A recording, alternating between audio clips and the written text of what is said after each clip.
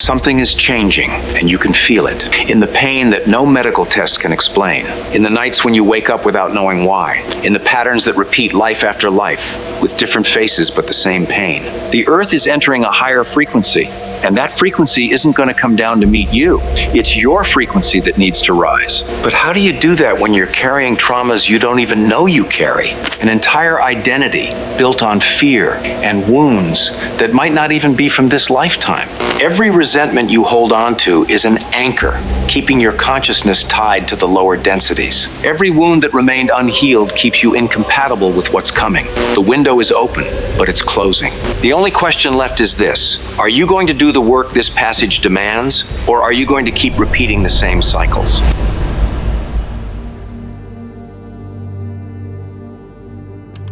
Over the course of tens of thousands of years, the Earth goes through energetic reconfigurations that ancestral traditions from cultures around the world describe as cycles of destruction and renewal, eras that ended when humanity failed to adapt to profound changes on the planet. This cycle is repeating now. The study of time patterns reveals something that conventional history systematically ignores. Historical events don't happen randomly. They follow geometries that repeat at different scales. The same pattern that appears in decades reappears in centuries and millennia, like waves within waves. The same markers that preceded previous civilizational collapses are manifesting again. Changes in the Earth's magnetic field, acceleration of climate and social phenomena, fragmentation of political structures that seemed permanent. All of this follows a recognizable rhythm for anyone who analyzes the data without the filter of the official narrative. The question that arises is direct. Why does the dominant version of history insist on treating each crisis as an isolated event, disconnected from larger cycles? Recognizing these cycles forces us to recognize something that the materialist paradigm cannot process. Human consciousness occupies a central position in the equation. The transition underway is not just geological or climatic. It's a frequency transition that requires active participation. Look at what's happening around you. How many people do you know who report physical symptoms with no identifiable medical cause? Pains that appear and disappear without explanation. Chronic fatigue that doesn't respond to conventional treatment. Intense emotional states that seem to come out of nowhere. Conventional medicine classifies this as anxiety, somatization, or hypochondria. But these symptoms may be exactly what they should be: responses of a biological organism to an energetic pressure that institutional science doesn't even have instruments to measure. The human body functions as a frequency instrument. Every cell emits and receives electromagnetic signals. The cardiac field generates an electric field measurable from meters away. Thoughts alter brainwave patterns. Emotions modify blood chemistry in seconds. When the external environment, the planet's own electromagnetic field, starts operating at a different frequency, the organism faces a binary choice: adapt or collapse. The dimensional transition underway requires an elevated frequency. Chronic states of fear, accumulated resentment, and unprocessed traumas. All of this generates dense electromagnetic signatures that are incompatible with the new environment. A radio tuned to AM can't pick up FM transmissions. An organism calibrated for fear-based survival cannot maintain its integrity in a field that operates on coherence. Karma functions as a precision teaching mechanism in this context. Every pattern that repeats in a person's life, relationships that reproduce the same dynamics, financial situations that collapse in identical ways, and conflicts that return with different faces, are signals. Access points to records that need to be reprocessed. The current energetic pressure is forcing all of this to the surface, regardless of individual will. The work required is one of direct confrontation. Confrontation with every aspect of yourself that has been avoided suppressed, and rationalized for decades, or for entire lifetimes if we consider the continuity of consciousness beyond a single incarnation. The replacement of dense patterns with states of coherence happens through systematic inner work, through the willingness to look at what has been buried, through the ability to transmute emotional charges that have accumulated like toxic sediment in the nervous system and cellular memory. The time available for this work has a limit. The window is open, but it won't stay that way indefinitely. The planetary frequency keeps rising, and every individual will be confronted with a choice that cannot be outsourced: do the necessary inner work or experience the growing friction of an organism incompatible with the environment surrounding it. Humanity is crossing a change of era. Different spiritual traditions use distinct names to describe this phenomenon: transition to the fifth dimension, quantum leap of consciousness, or entry into the new earth. But all of them point to the same process. An evolutionary portal is open, and the passage requires deep inner transformation. The Mayan calendar, which generated so much speculation in 2012, never predicted the end of the world. It predicted the end of a cycle and the beginning of another. The closing of the long count marked the completion of approximately 5,125 years and the opening of a new phase for human consciousness. Since then, something has changed. The intensification is visible in every direction, an exponential increase in people seeking answers outside traditional systems, growing reports of spontaneous spiritual experiences, a widespread feeling that time is accelerating, and the collapse of institutions that seemed eternal. Have you ever stopped to notice how many people around you are going through some kind of simultaneous awakening? How many have started questioning everything they believed? How many report feeling that something profound is changing, even without being able to name what it is? The fifth dimension is not a physical place. It's a state of consciousness, a vibrational band where perception expands beyond the limitations of the ego, where the separation between self and other begins to dissolve, and where access to intuition and inner wisdom becomes natural. Mystical traditions have always known that levels of reality exist beyond the visible. What's happening now is that this level is becoming accessible to a much larger number of people, not just to mystics isolated in caves, but to ordinary human beings living ordinary lives. The problem is that this new vibration isn't going to come down to meet humanity where it is. Individual consciousness needs to elevate itself to reach it, and that elevation requires purification. Everything that vibrates at low densities, chronic fear, accumulated resentment, unhealed traumas, and attachments to suffering, functions as weight, as anchors that prevent the rise. The new energy flooding the planet acts as a relentless amplifier. What was hidden in the shadows of the psyche is being forced into the light.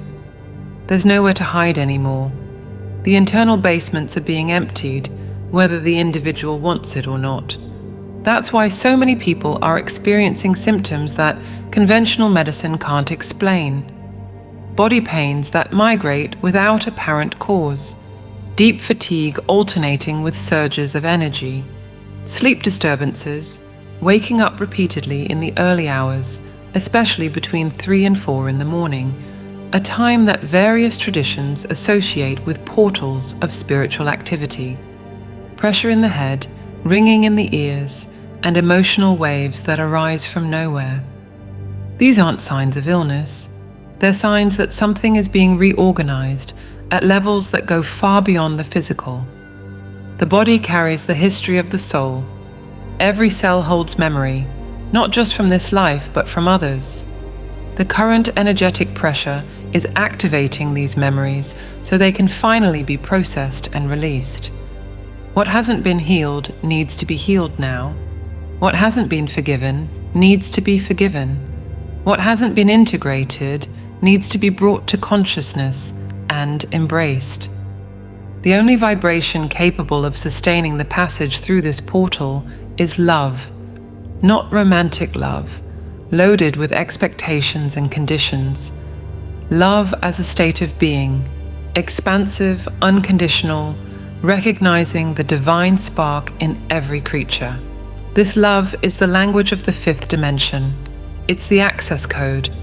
Those who can sustain it, even in the midst of chaos, will cross over. Those who remain trapped in fear, anger, and division will experience the transition as torment. How long can you remain in inner peace before a worry, a painful memory, or an old fear takes over your mind? That's the real measure of the work that still needs to be done. Fear contracts, love expands, fear separates, love unifies. Fear binds you to the third dimension, to the world of survival and competition. Love elevates you to the fifth, to the world of co-creation and unity. There's no shortcut, there's no spiritual bypass that allows you to skip this stage. Vibrational elevation necessarily passes through the courage to look within, face your own demons, and choose repeatedly expansion instead of contraction. The evolution of consciousness is no longer optional. It has become the central imperative of this era. Those who understand what's happening can work consciously, processing what needs to be processed, forgiving what needs to be forgiven, and letting go of what needs to be abandoned. Those who remain unconscious will be dragged through the process anyway, but without a map and without a compass. The choice to awaken is yours, but the option to remain asleep is disappearing rapidly. Human existence doesn't begin at birth and it doesn't end at death. What happens between those 2 points is just a fragment of a much longer journey, a journey that repeats cycle after cycle until certain lessons are finally understood and integrated. This is the mechanics of karma. Not a system of cosmic punishment, but a teaching mechanism of absolute precision. Look at the patterns that repeat in your life. Relationships that start differently, but end the same way. Financial situations that collapse following the same script. Conflicts with authority, figures that seem to repeat with different faces. Specific fears that have no identifiable origin in this lifetime. These patterns are not coincidence. They're indicators of unlearned lessons, wounds that the soul carries from previous experiences, and that keep generating the same situations until they're healed at the root. The physical body functions as a map of these journeys. Birthmarks, for example, appear in specific locations that frequently correspond to fatal wounds from past lives.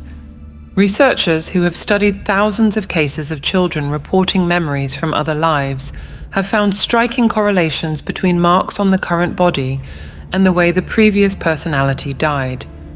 A mark on the chest corresponding to a gunshot wound. A mark on the neck corresponding to an execution.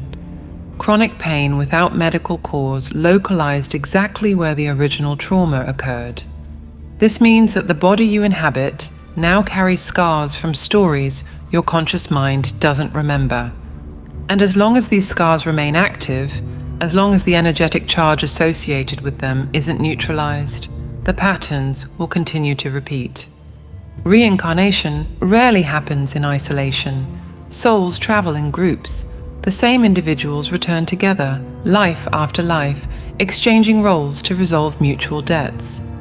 The person who was your mother might have been your child in another era.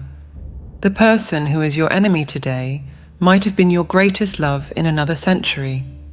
The person who hurts you repeatedly might be exactly the soul with whom you have the deepest karmic contract. The one who came to teach you, through pain, something you refuse to learn any other way. This perspective completely transforms the way of looking at difficult relationships. The person who seems to have entered your life only to cause suffering might actually be a relentless teacher. The situation that seems unfair and random might be the exact repetition of something you yourself caused in another time, returning now so you can experience the other side.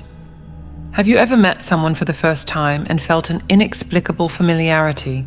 Have you ever felt an immediate and intense aversion to someone you just met without any logical reason? Have you ever entered a place where you'd never been and felt absolutely certain you knew that space? These are records of the soul emerging, memories of previous encounters, of shared stories in other times that the conscious mind doesn't normally access, but that the energy field between two people recognizes instantly. Karmic healing involves accessing these records, what some traditions call the Akasha, the field where all experiences from all lives are stored. By accessing the original memory of the trauma, it becomes possible to understand the pattern, feel the emotion that was frozen, and finally release the charge that has been keeping the cycle active. This process doesn't happen just at the mental level. It happens in the body. It happens in the cells. The release often comes accompanied by intense physical reactions, trembling, crying, and sensations of heat or cold. Because what's being released isn't just a thought, but a mark engraved in the biological structure itself. When this release happens, something remarkable occurs. The pattern stops repeating. The type of person who always appeared to cause the same kind of pain simply stops appearing. The situation that repeated compulsively loses its magnetic force. The individual steps off the wheel, not because they ran from it, but because they learned what they needed to learn. Free will exists, but it operates within limits established by accumulated karma. It's like a game where certain cards have already been dealt before you sit at the table. You can play skillfully, you can make strategic choices, but you can't change the cards you received. True freedom arises when debts are paid, when contracts are completed, and when frozen energy is released. Then, and only then, does the individual stop being a prisoner of their own past and begin genuinely creating their future. The dimensional transition underway is dramatically accelerating this process. What might have taken multiple incarnations to resolve is being compressed into years, sometimes into months. The energetic pressure allows no more postponement. Patterns are coming to the surface with unprecedented speed and intensity because the window for resolving them in this cycle is closing. The work is now. The lessons are now. Liberation is now, or the accumulated weight will become unbearable in the high vibration environment that's being established. The chaos observed in the current world has a cause that remains invisible to those who only analyze the surface of events. Conflicts that escalate without apparent reason. Balanced people who suddenly collapse emotionally. Institutions that functioned for decades crumbling in a matter of months. Relationships of years falling apart overnight. The conventional explanation attributes all of this to economic, political, and social factors. But there's a deeper layer operating, a layer that determines why everything is happening simultaneously with this specific intensity at this precise moment in history. The interaction between the accelerated vibration now permeating the planetary field and the density of unresolved human karma generates a phenomenon of energetic friction. This friction manifests as suffering, individual and collective. What's happening can be understood through a precise image. The fifth dimension functions as a high-power photographic developer. It doesn't create the problems. It exposes, relentlessly, everything that was hidden in the shadows. Do you understand what this means? It means that the increase in visible suffering doesn't indicate that the world is getting worse. It indicates that what was always there, hidden, is finally coming to the surface. The lies that sustained marriages are being exposed. The corruption that kept systems running is being revealed. The traumas that individuals carried silently for decades are exploding into crises that can no longer be ignored. The structures of the ego, built over years on defense mechanisms, victimization narratives, and lies told to oneself, don't have the integrity to withstand the intensity of the new energy. It's like forcing a high-voltage electrical current through old and corroded wiring. The heat generated by friction is the suffering that so many people are experiencing. The wires weren't designed for this load. Something has to give. Resistance to this process is the main source of pain. The individual who clings to the identity built on their wounds, who defines themselves by trauma, who extracts meaning from the role of victim, who has constructed an entire personality around their limitations, that individual suffers in proportion to the strength of their attachment. The energy of the fifth dimension isn't attacking anyone. It's simply making it impossible to maintain what is false, and the more false the internal edifice, the more violent the collapse will be. The physical body reflects this conflict directly. When the system tries to process energetic updates while still retaining old emotional toxins, unexpressed anger, calcified resentment, and unprocessed guilt, the result is inflammation, exhaustion, and diseases that seem to come out of nowhere. The body is literally trying to operate on two incompatible frequencies at the same time. Something has to be abandoned for the system to find balance. Healing requires what can be called active surrender. It's not passivity, it's not resignation. It's the deliberate choice to allow the fire of consciousness to burn what needs to be burned. It's stopping the fight to maintain structures that should have fallen already. It's accepting that the person you thought you were may never have truly existed, and that this is not a tragedy, but a liberation. This process has a name in mystical traditions, the dark night of the soul, a period where everything that seemed solid dissolves, where certainties disappear, where the individual is confronted with the emptiness of what they believe themselves to be. This stage is terrifying for those who face it without understanding what's happening, but it's absolutely necessary. There is no rebirth without death. There is no construction of a new identity without demolition of the old. What differentiates this historical moment is that the dark night is happening collectively. It's not just isolated individuals going through existential crises. It's humanity as a whole, being forced to confront its shadows simultaneously. That's why the world seems to be going crazy. That's why extremes are intensifying. That's why what was hidden, in governments, in religions, in families, and in individuals, is being dragged into the light so brutally. The good news is that this process has an end. The pressure isn't eternal, but the only way to get through it is through, not around, not over, and not by pretending it isn't happening. Shadow work, the work of confronting every rejected aspect of yourself, has become mandatory. Those who refuse to do this work will discover that the new planetary atmosphere becomes progressively more unbearable. Not because punishment exists, but because the incompatibility between the internal and external generates a friction that simply cannot be sustained indefinitely. The choice is clear. Do the work voluntarily, with awareness and intention, or be dragged through the process in a chaotic and painful way. One way or another, what needs to come to the surface will come. The only variable is how much suffering will be generated along the way. The human mind, in the way it currently operates in most people, represents an intermediate stage of development, not the endpoint. For millennia, humanity concentrated its evolution on developing what Eastern traditions call manas, the concrete, analytical mind capable of dividing, categorizing, and calculating. This development was necessary. It produced science, technology, and the ability to manipulate the material world in increasingly sophisticated ways.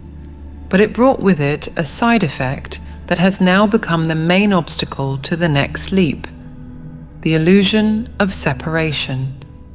When the mind operates exclusively in analytical mode, it divides. This here, that there, me in here, the world out there. my group against their group. This division is not just conceptual, it shapes the very perception of reality.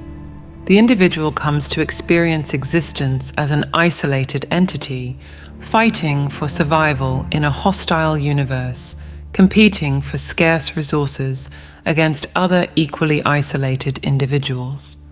From this fragmented perception comes fear, and from fear come all the forms of suffering that karma perpetuates. What's happening now, in terms of the evolution of consciousness, is the collective activation of a higher faculty, buddhi. This term, which appears in both Hindu philosophy and the theosophical tradition, designates something that has no exact equivalent in Western vocabulary. It's not emotion, it's not thought, it's the ability to directly perceive truth without the mediation of concepts, without the fragmentation of analysis. It's the faculty that recognizes in an immediate and visceral way that all life is one. Have you ever had moments when, suddenly, an understanding appeared complete in your mind, without having reasoned step by step to get there? Have you ever looked at someone and known, with absolute certainty that came from no external evidence, what that person was feeling? Have you ever made a decision that seemed irrational at the moment, but later proved to be exactly right? These are manifestations of buddhi breaking through the barrier of the concrete mind. Glimpses of what will eventually become the predominant mode of human consciousness operation. The transition from the fourth to the fifth dimension corresponds in internal terms to the construction of what the teachings call antakarana, the bridge between the lower mind and the higher mind, between the ego, which perceives separation, and the soul, which perceives unity. This bridge doesn't build itself automatically. It requires deliberate work. It requires practices that silence the incessant noise of analytical thought and allow direct perception to emerge. When this connection is established in a stable way, something fundamental changes. The individual stops perceiving the other as a threat or as an instrument for the satisfaction of their desires. They come to recognize, not just intellectually, but in every cell of their body, that harming the other is harming themselves, that helping the other is helping themselves. That division was always an illusion produced by a limited cognitive instrument, useful for certain tasks, but absolutely inadequate for understanding the real nature of existence. This understanding dissolves karma in a way that no purely mental effort can. Karma exists as a balancing mechanism because the perception of separation exists. When someone causes harm to another believing they are separate entities, the law of return ensures that someone experiences the other side of the equation, not as punishment, but as correction of distorted perception. However, when consciousness rises to the point of perceiving unity directly, the mechanism becomes unnecessary. There is no debt to be paid when there is no separation between creditor and debtor. The unconditional love that so many spiritual traditions describe as the ultimate goal is not a feeling to be cultivated through emotional effort. It's the natural state that emerges when the perception of separation dissolves. There's no need to force yourself to love when you perceive that the other is literally an extension of yourself. Love becomes as natural as the hand caring for the foot when it's injured, not out of moral obligation, but out of obvious recognition that they belong to the same organism. The evolution underway invites humanity to make this transition, from intelligence that divides to wisdom that unifies, from competition based on the illusion of scarcity to cooperation based on the recognition of shared abundance, from fear that contracts to love that expands. The intellect doesn't need to be abandoned. It needs to be put in its proper place, as a tool serving a broader perception, not as the absolute master of consciousness. The mind that analyzes remains useful for practical tasks, but the big questions of existence, the decisions that determine the course of a life, the recognition of what truly matters, that belongs to a faculty that operates beyond thought. And it's this faculty that the current dimensional pressure is forcing to awaken. One of the most disconcerting characteristics of the transition to the fifth dimension is the change in the way time is experienced. In the third and fourth dimensions, time functions as a rigid and sequential line. The past is behind, fixed, and immutable. The present is a fleeting point that immediately becomes past. The future is an unknown territory that hasn't arrived yet. This perception seems so natural, so obviously true, that questioning its reality sounds absurd. However, the more consciousness rises, the more this linearity begins to dissolve. Time, as experienced in the fifth dimension, is not a line, it's a field. Past, present, and future exist simultaneously, like overlapping layers of the same reality, all accessible from the point of consciousness we call now. Practitioners of deep meditation, people who have had near-death experiences, and individuals in expanded states of consciousness consistently report this perception of time as a simultaneous field. What does this mean for the question of karma and healing? In the linear view of time, karma functions as a debt contracted in the past that must be paid in the future. You did something in a previous life, now you must suffer the consequences in a later life. This model implies waiting, implies that resolution is always at some distant point on the timeline. But if linear time is an illusion produced by a specific state of consciousness and not the fundamental nature of reality, then this waiting is also illusory. From the perspective of the time field, all of your incarnations are happening now. The you who lived in ancient Egypt, the you reading this text, and the you who will exist 300 years from now, all exist simultaneously, connected through what some traditions call the oversoul or higher self. When you access expanded states of consciousness, through deep meditation, breathwork, or practices that temporarily dissolve the limits of the ego, you step out of the timeline and enter this field of simultaneity. That's why healing can be instantaneous. When someone, in a deep meditative state, accesses a trauma from a past life and releases the emotional charge associated with it, that release isn't confined to the present moment on the timeline. It reverberates. The event that happened centuries ago doesn't change, but the energetic relationship with that event transforms. And since all versions of you are connected, this transformation affects the entire system. You're not just healing the you of now, you're sending waves of healing to the you who was originally wounded, and you're altering the field of possibilities for the you who is yet to come.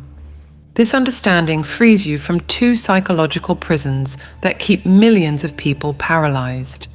The first is the prison of guilt, the feeling that mistakes of the past are permanent, that what was done cannot be undone, that the person is eternally marked by their failures. In the reality of the time field, the past is as malleable as the future. Energy can be transformed retroactively. The second prison is that of anxiety, the constant worry about a future that hasn't arrived, the attempt to control what cannot be controlled, the fear of scenarios that may never materialize. In the reality of the time field, the future is not a fixed destiny waiting to happen. It's a range of probabilities that responds directly to the vibration emitted in the present. The power is entirely in the now, not the now as a fleeting point between past and future, but the now as a portal of access to all temporal dimensions. Every moment of full presence, every instant in which consciousness anchors itself completely in the present, without being dragged into memories or projections, is a moment of absolute creative power. In this state, the person stops being a prisoner of their history and becomes the author of it. The fifth dimension invites humanity to abandon the mentality of victim of time, to stop carrying the past as a burden and fearing the future as a threat. To recognize that the vibration emitted at this exact moment is literally rewriting history and shaping what's to come. This is the mechanics of reality at higher frequencies of consciousness. The question that remains is direct. What vibration are you emitting now? Fear, resentment, and guilt, or presence, acceptance, and love? The answer to this question is determining, at this instant, far more than you imagine.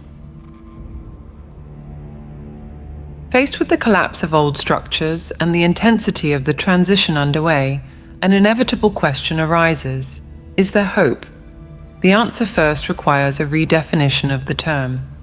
The hope that matters in this context is not the naive optimism of those who ignore the gravity of the situation. It's a spiritual technology, a specific frequency that functions as a tool for navigation and survival. In the physics of the fifth dimension, hope operates as a tangible vibration. It functions as a beacon that signals to the quantum field the reality one wishes to manifest. Every thought charged with genuine hope contributes to collapsing possibilities toward scenarios of regeneration. Every thought charged with fear and despair does the opposite. It feeds timelines of destruction, repeating patterns that have already led previous civilizations to collapse. Thousands of reports obtained through regressive hypnosis reveal a consistent pattern. Many souls deliberately chose to incarnate in this specific period of history. They didn't come as victims of chance. They came as volunteers, consciousnesses that offered themselves to be here during the most critical transition this planet has ever gone through. If you feel like you should be doing something important, but don't know exactly what, this may be the answer. Your presence here, at this moment, is already part of the work. The responsibility of those who awaken to this reality is clear: to keep the frequency of hope active while others succumb to fear, to serve as a stabilizer in the planet's energy grid.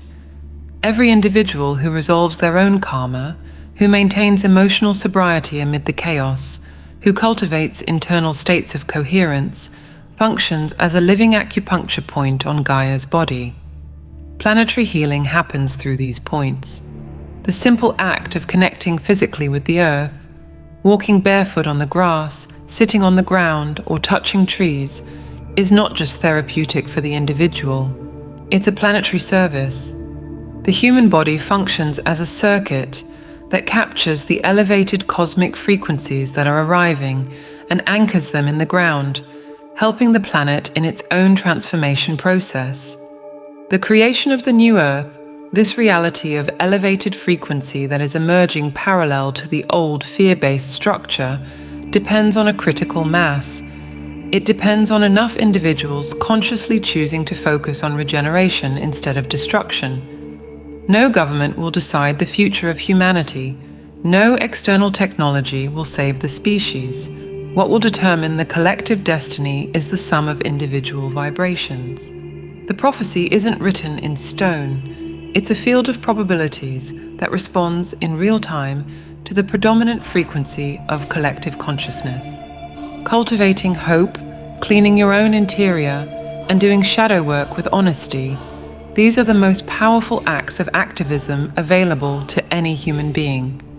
More powerful than protests, more effective than petitions, and more transformative than any purely external action. Because it's from the internal that external reality takes shape. All change begins with understanding your role as a co-creator, and the only way to connect with this divine intelligence that orchestrates the transition is through meditation.